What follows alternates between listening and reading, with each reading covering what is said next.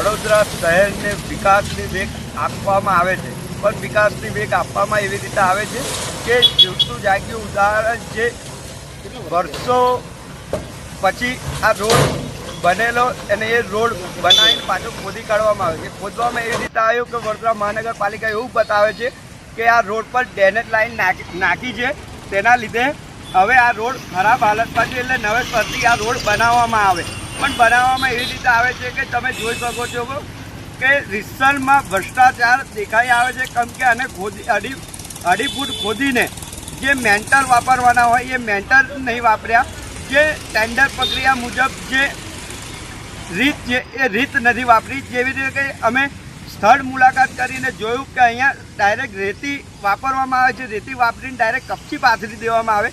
પણ અહીંના જે લાગતા વળગતા કાઉન્સિલર છે, ધારાસભ્ય છે, જે બહુ મોટી મોટી વાતો કરતા હોય કે અમે ભ્રષ્ટાચાર મુક્ત બનાવીએ, પણ તમારા વોર્ડમાં ને તમારી જ વિધાનસભામાં જે ભ્રષ્ટાચાર આ કોન્ટ્રાક્ટર દ્વારા આચરવામાં આવે છે એ કેવો આચરવામાં આવે તે તમે બી સ્થળ મુલાકાત લો.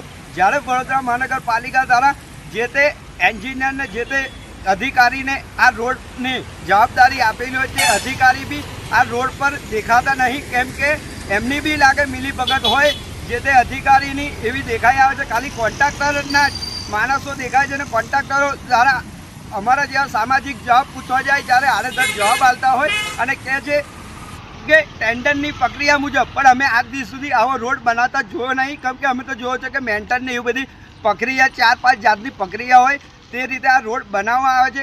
પણ આ રોડ એવો છે કે 6 ડમ્પર રેતી પાથરી દીધી, 6 ડમ્પર રેતી પાથરી દીધી ને એના ઉપર ખાલી કપચી પાથરી છે, એટલે બહુ મોટો ભ્રષ્ટાચાર આચરવામાં આવે છે તેવી દેખાય છે. તો મીડિયાના માધ્યમથી કહેવા માંગીએ છીએ કે જે તે અધિકારી લાગતા વળગતા અધિકારી હોય કે ધારાસભ્ય છે, કાઉન્સિલર છે, અને આપણા વડોદરા મહાનગરપાલિકાના મ્યુનિસિપલ કમિશનર આરએન મહેશ બાબુને કહેવા માંગે છે કે આ રોડ પર વિજિલન્સ તપાસ કરવામાં આવે ને જે તે અધિકારીએ ભ્રષ્ટાચાર કર્યો, જે કોન્ટ્રાક્ટરે ભ્રષ્ટાચાર આચર્યો છે તેના પર તાત્કાલિક ધોરણે કાર્યવાહી કરવામાં આવે. જો કરવામાં નહીં આવે તો આગામી દિવસોમાં અમે અમારી રીતથી કમિશનર જોડે જવાબ માંગીશું, કેમ કે આ રોડ કોઈના એ અધિકારી કે કોઈ કાઉન્સિલર કે ધારાસભ્યના ગજાના પૈસાના નથી. આ રોડ અમારા જેવા સામાજિક નહીં, આ પ્રજાના પૈસાના ટેક્સના પૈસાના રોડ બનતા હોય તો આ રોડ મજબૂત બનવો જોઈએ. જો આગામી દિવસમાં નહીં કરવામાં આવે તો અમારી રીતે જે તે અધિકારીને જવાબ બી અમે આપીશું. તબીર ચૌહાણ.